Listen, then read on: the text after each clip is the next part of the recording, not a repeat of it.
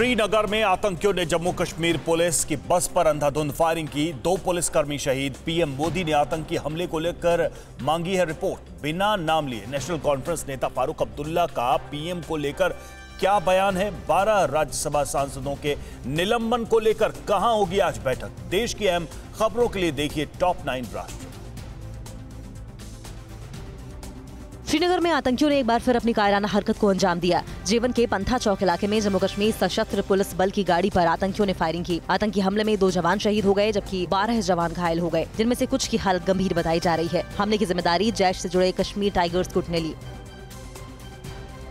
PM Modi ने श्रीनगर के जेवन इलाके में हुए आतंकी हमले को लेकर रिपोर्ट तलब की है।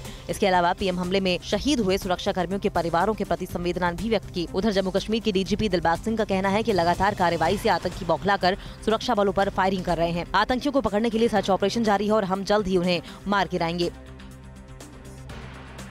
पूर्व प्रधानमंत्री एचडी देवगौड़ा की बायोग्राफी लॉन्च के मौके पर पहुंचे नेशनल कॉन्फ्रेंस के नेता फारूक अब्दुल्ला ने पीएम मोदी का बिना नाम लिए कहा कि मुझे उस दिन का इंतजार है जब देश को ऐसा प्रधानमंत्री मिलेगा जो लोगों के बीच धर्म के आधार पर फर्क ना करे। उनके मुताबिक भारत तब तक मजबूत नहीं बनेगा जब तक इस देश के लोग मजबूत नहीं बनेंगे।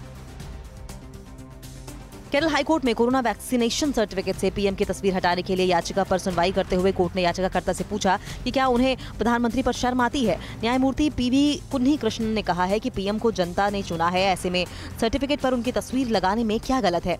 याचिकाकर्ता ने जवाब में कहा कि दूसरे देशों में ऐसी परंपरा नहीं है। तो जज ने कहा कि उन्हें भले ही अपने प्रधानमंत्री पर गर्व न हो, हमें अपने प्रधानमंत्री पर गर्व है। राज्यसभा के 12 सांसदों के निलंबन को लेकर आज सुबह 10 बजे राज्यसभा में विपक्ष के नेता मल्लिकार्जुन खड़गे के दफ्तर में एक बैठक होगी। बैठक में कई विपक्षी दलों के नेता शामिल होंगे। इससे पहले भी मामले को लेकर कई बैठकें हो चुकी हैं। कांग्रेस नेता राहुल गांधी समेत तमाम विपक्षी दल निलंबन वापसी को लेकर सांसदों के माफी मांगने की शर्त को मानने से इनकार कर चुके हैं। भारत पाक के बीच 1971 में हुए युद्ध के स्वर्णिम विजय वर्ष समारोह के अंतर्गत निकली स्वर्णिम विजय मशाल सोमवार को अपनी अंतिम पड़ाव गाजियाबाद के हिंडन एयरबेस पहुंची, जहां मशाल की अगवानी पश्चिमी वायु कमान के air officer commanding in chief air marshal Amit Dev और एयरफोर्स के अन्य ऑफिसर्स ने की। मशाल को पिछले साल 16 दिसंबर को पीएम मोदी ने राष्ट्रीय युद्ध स्मारक से राष्ट्रव्यापी यात्रा पर रवाना किया था। जेएनयू में एआईएसए ने एडमिशन में वाइवा का वेटेज कम करने को लेकर गंगा ढाबा से मार्च निकाला। एआईएसए कार्यकर्ताओं की मांग है कि वाइवा का वेटेज 30% से कम कर 10 से 15% कर दिया जाना चाहिए। इससे छात्रों को न्याय मिल सकेगा। एआईएसए कार्यकर्ताओं ने यूनिवर्सिटी प्रशासन पर अपने चाहने वालों को वाइवा में अच्छे मार्क्स देकर एडमिशन देने का आरोप भी लगाया। 26 दिसंबर से दक्षिण अफ्रीका के खिलाफ शुरू होने वाली 3 टेस्ट मैचों की सीरीज से चोट की वजह से रोहित शर्मा बाहर हो गए। रोहित की जगह टीम में गुजरात के बल्लेबाज प्रियांक पांचाल को शामिल किया गया। रोहित को मुंबई में प्रैक्टिस सेशन के दौरान हाथ में चोट लग गई थी। और 17 दिसंबर को लखनऊ में बीजेपी निषाद पार्टी की संयुक्त रैली है। आज पंजाब के मोगा में शिरोमणि अकाली दल और बहुजन समाज पार्टी की संयुक्त रैली को संबोधित करेंगे दोनों पार्टियों के नेता। और जौनपुर दौरे से पहले एसपी प्रमुख अखिलेश यादव ने बीजेपी पर क्या हमला किया? देश में जारी राजनीतिक घमासान से जुड़ी खबरों के लिए देखिए टॉप 9 सियासी संग्राम। बीजेपी अपनी सहयोगी निषाद पार्टी के साथ 17 दिसंबर को लखनऊ में एक विशाल संयुक्त रैली करने जा रही है। निषाद पार्टी के अध्यक्ष डॉक्टर संजय निषाद ने कहा है कि रामाबाई अंबेडकर मैदान में होने वाली इस रैली में केंद्रीय गृह मंत्री अमित शाह, सीएम योगी आदित्यनाथ समेत बीजेपी और निषाद पार्टी के नेता समेत लाखों कार्यकर्ता शामिल होंगे। पंजाब के मोगा में आज शिरोमणि अकाली दल और बहुजन समाज पार्टी की संयुक्त रैली होने जा रही है। रैली में पूर्व मुख्यमंत्री प्रकाश सिंह बादल, अकाली दल अध्यक्ष सुखबीर सिंह बादल, बीएसपी महासचिव सतीश चंद्र मिश्रा समेत दोनों दलों के कई नेता शिरकत करेंगे। अकाली दल की स्थापना के 100 साल पूरे होने पर हो रही इस रैली के लिए मोगा के किली चाहला में 40 एकड़ का विशाल पंडाल बनाया गया। बहुजन समाज पार्टी की राष्ट्रीय अध्यक्ष और उत्तर प्रदेश की पूर्व मुख्यमंत्री मायावती आज सुबह 9 बजे एक प्रेस कॉन्फ्रेंस करेंगी। प्रेस कॉन्फ्रेंस के जरिए बीएसपी सुप्रीमो कई अहम मुद्दों पर अपनी बात रखेंगी और प्रदेश के लोगों को अपनी पार्टी की ओर से की जाने वाली घोषणाओं के बारे में बताएंगी। समाजवादी पार्टी अध्यक्ष और पूर्व सीएम अखिलेश यादव आज और कल जौनपुर का दौरा करेंगे। अखिलेश का विजय रथ जिले की सभी 9 विधानसभाओं से होकर गुजरेगा और वो इस दौरान 5 जनसभाओं को संबोधित करेंगे। एसपी अध्यक्ष के कार्यक्रम को लेकर पार्टी कार्यकर्ता उत्साहित नजर आ रहे हैं और दौरे को सफल बनाने की तैयारियों में जुटे हैं। अपने जौनपुर दौरे से पहले समाजवादी पार्टी अध्यक्ष अखिलेश यादव ने ट्वीट कर बीजेपी पर बड़ा हमला किया। उन्होंने वीडियो पोस्ट कर कहा कि ये है आधुनिक खंडहर। बीजेपी राज में जौनपुर मेडिकल कॉलेज अभी तो खुद बिस्तर पकड़े हुए है, पता नहीं कब जनता का इलाज करने लायक होगा। अब 22 के चुनाव में जनता बीजेपी का इलाज करेगी।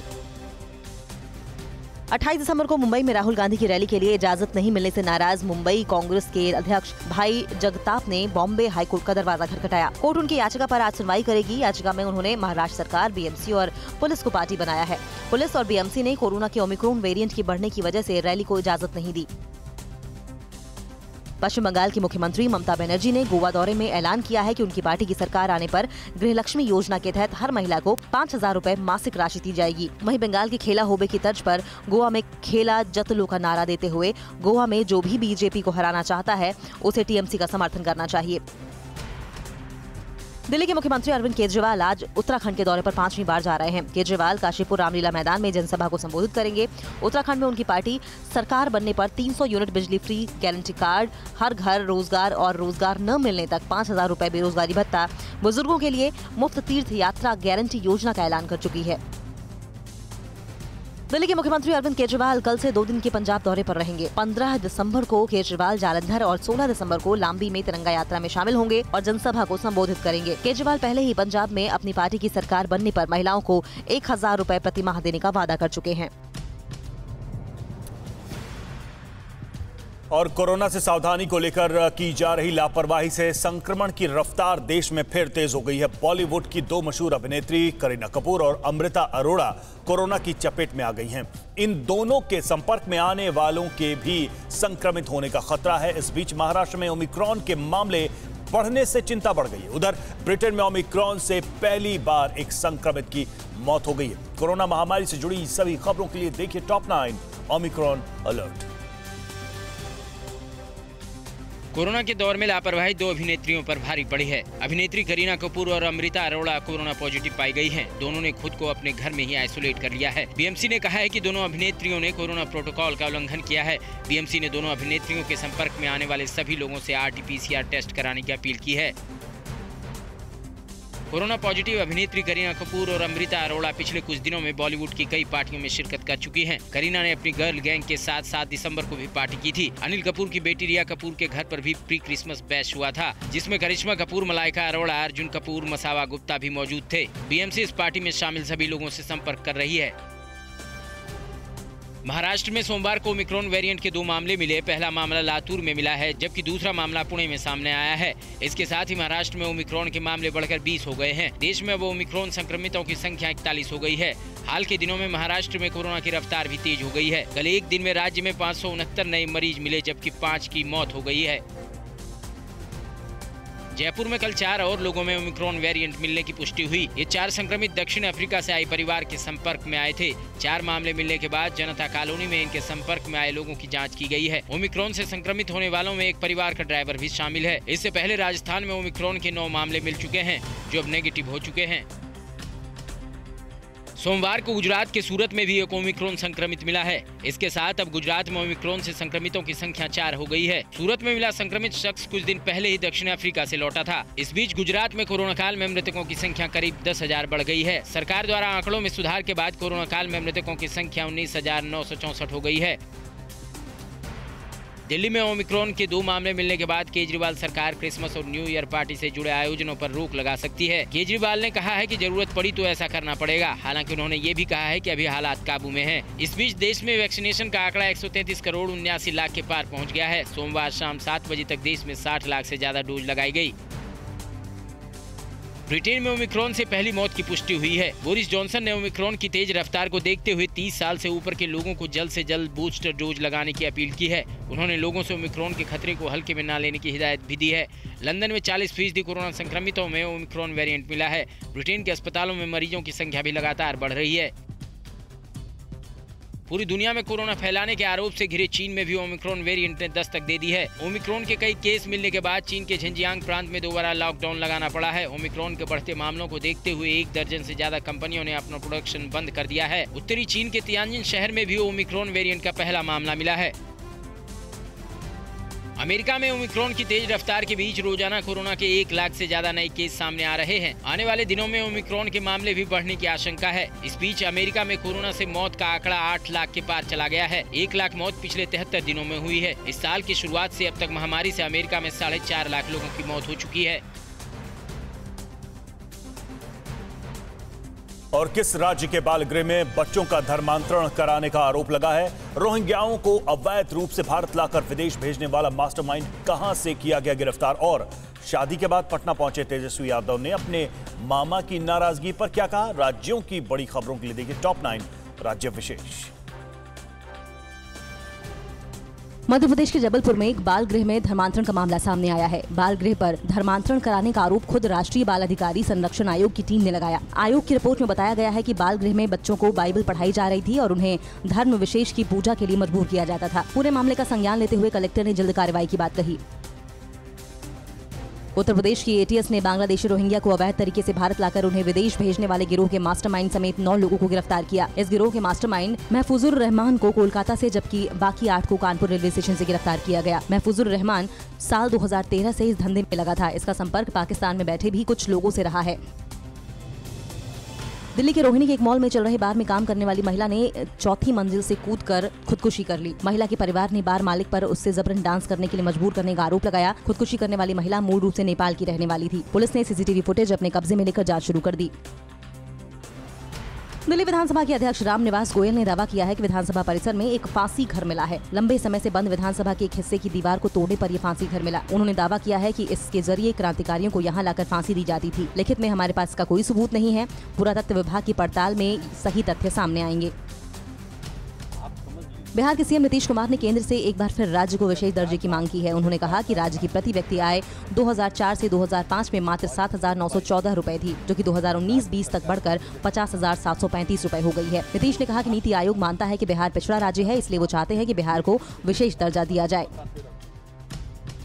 बिहार के पूर्व डिप्टी सीएम और विपक्ष के नेता तेजस्वी यादव दिल्ली में शादी रचाने के बाद कल अपनी पत्नी के साथ पटना पहुंचे। तेजस्वी ने अपनी पत्नी के नाम को लेकर सस्पेंस को खुद भी दूर कर दिया। उन्होंने कहा कि उनकी पत्नी का नाम रेचल उर्फ राजश्री है। राजश्री नाम उनके पिता लालू यादव ने दिया है। तेजस्वी ने अपने मामा साधु यादव की नाराजगी पर कहा कि वो बड़े लोगों का सम्मान करते हैं। उन्होंने जल्द रिसेप्शन की तारीख बताने की बात कही। उत्तर प्रदेश की योगी सरकार लगातार बाहुबलियों की संपत्तियों को कुर्क करने का अभियान चला रही है। इसी कड़ी में जेल में बंद बाहुबली अतीक अहमद पर अब ईडी ने भी शिकंजा कस दिया है। ईडी ने मनी लॉन्ड्रिंग मामले में अतीक अहमद की 8 करोड़ से ज्यादा की संपत्ति कुर्क कर ली है, जिसमें कब्जा की गई जमीन और बैंकों में जमा राशि शामिल है। ये सारी संपत्ति अतीक की पत्नी शाइस्ता परवीन के नाम पर है। मध्य प्रदेश के देवास में पुलिस ने शादी के 20 दिन बाद नीरज परते नाम के पटवारी की हत्या की गुत्थी सुलझाने का दावा किया। पुलिस के मुताबिक मृतक की पत्नी ने ही अपने प्रेमी के साथ मिलकर उसका कत्ल किया था। पुलिस ने दोनों आरोपियों को गिरफ्तार कर लिया है। नीरज परते का शव पुलिस को रविवार को एक पुलिया के पास मिला था। फिल्म निर्माता निर्देशक प्रकाश झा देश के पूर्व प्रधानमंत्री पीवी नरसिम्हा राव पर एक वेब सीरीज बनाने में जुटे हैं। फिलहाल इस वेब सीरीज की स्क्रिप्ट लिखने का काम चल रहा है। राव की भूमिका के लिए अभी तक किसी अभिनेता के नाम पर फैसला नहीं हुआ। प्रकाश झा ने कहा कि राव ने देश में बदलाव लाने के लिए कई ऐतिहासिक फैसले किए थे, जिसे वेब सीरीज के जरिए पूरी दुनिया के सामने लाया जाएगा।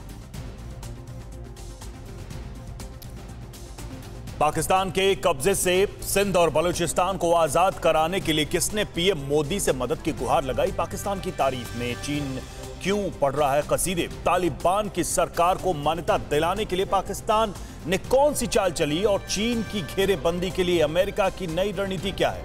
दुश्मन देशों की करतूत से जुड़ी सभी खबरों के लिए देखते हैं टॉप 9 दुश्मन चीन पाक। एमक्यूएम के नेता अल्ताफ हुसैन ने संयुक्त राष्ट्र के साथ पीएम मोदी और ब्रिटेन के प्रधानमंत्री बोरिस जॉनसन से सिंध और बलूचिस्तान को पाकिस्तान के कब्जे से मुक्त कराने की मांग की है। कई सालों से लंदन में शरण लिए अल्ताफ हुसैन ने कहा कि सिंध और बलूचिस्तान में पाकिस्तानी सेना दशकों से लोगों पर अत्याचार कर रही है। हुसैन ने 1947 में हुए भारत पाक विभाजन को मानव इतिहास की सबसे बड़ी गलती बताया। फरवरी में होने वाले विंटर ओलंपिक खेलों का अमेरिका, ब्रिटेन और ऑस्ट्रेलिया के बहिष्कार के बाद दबाव में आया चीन अब पाकिस्तान की तारीफ करने में लगा है। 3 देशों के डिप्लोमेटिक बहिष्कार से चीन इस कदर परेशान है कि वो हर हाल में विंटर ओलंपिक में ज्यादा से ज्यादा देशों को शामिल करना चाहता है। इसी कवायद में चीन ने साथ देने के लिए पाकिस्तान की तारीफ करते हुए उसका शुक्रिया जताया है। पाकिस्तान ने तालिबान को अंतर्राष्ट्रीय स्तर पर मान्यता दिलाने में मदद करने की पहल की है। पाकिस्तान ने 19 दिसंबर से शुरू हो रहे इस्लामी सहयोग संगठन की बैठक में शामिल होने के लिए तालिबान को भी न्योता दिया है। पाकिस्तान में होने वाले इस बैठक में इस बार अफगानिस्तान का मुद्दा अहम होगा। पाकिस्तान तालिबान को लेकर अमेरिका और पश्चिमी देशों के एक कड़े रुख को लेकर चिंतित है। भुखमरी का सामना कर रहे अफगानिस्तान को विश्व बैंक की ओर से बड़ी राहत मिली है। विश्व बैंक ने फ्रीज किए गए अकाउंट से अफगानिस्तान इंटरनेशनल बैंक को 19.2 मिलियन अमेरिकी डॉलर की तीसरी किस्त जारी कर दी है। इस राशि से अफगानिस्तान में मानवीय संकट को कम करने में मदद मिलेगी। पिछले शुक्रवार को ही विश्व बैंक अफगानिस्तान के फ्रीज किए गए फंड में से 280 मिलियन डॉलर जारी करने पर सहमति जताई है। तालिबान की मदद कर चीन लगातार अफगानिस्तान में अपनी मौजूदगी को और मजबूत करने में लगा है। सोमवार को काबुल में चीनी राजदूत वांग यू ने भारी मानवीय संकट का सामना कर रहे अफगानिस्तान के लोगों की मदद के लिए कई जरूरी सामानों की खेप तालिबान सरकार के मंत्री को सौंपी। तालिबान ने इस मदद के लिए चीन का शुक्रिया जताते हुए उसे अच्छा पड़ोसी बताया। अमेरिकी साइबर सुरक्षा कंपनी रिकॉर्डेड फ्यूचर ने चीन पर साउथ चाइना सी क्षेत्र में आने वाले देशों की जासूसी का गंभीर आरोप लगाया है। चीन ने जासूसी की रिपोर्ट की आलोचना करते हुए अमेरिका पर झूठे आरोप मढ़ने का आरोप लगाया है। अगस्त में भी साउथ चाइना सी में ब्रिटिश एयरक्राफ्ट कैरियर का पीछा करने के लिए चीन ने अपनी परमाणु पनडुब्बी को लगाया था। उस वक्त भी उसकी जासूसी पकड़ी गई थी। चीन की घेरेबंदी के लिए अमेरिका अब दक्षिण पूर्व एशिया के देशों को अपने पाले में लाने की रणनीति पर काम कर रहा है। इसी मकसद से अमेरिकी विदेश मंत्री एंटनी ब्लिंकन ने इंडोनेशिया का दौरा किया है। 4 दिनों की यात्रा में ब्लिंकन मलेशिया, थाईलैंड भी जाएंगे। थाईलैंड और मलेशिया की यात्रा से पहले ब्लिंकन आज इंडोनेशिया की राजधानी जकार्ता में अमेरिकी इंडो पैसिफिक रणनीति पर अपनी बात रखेंगे।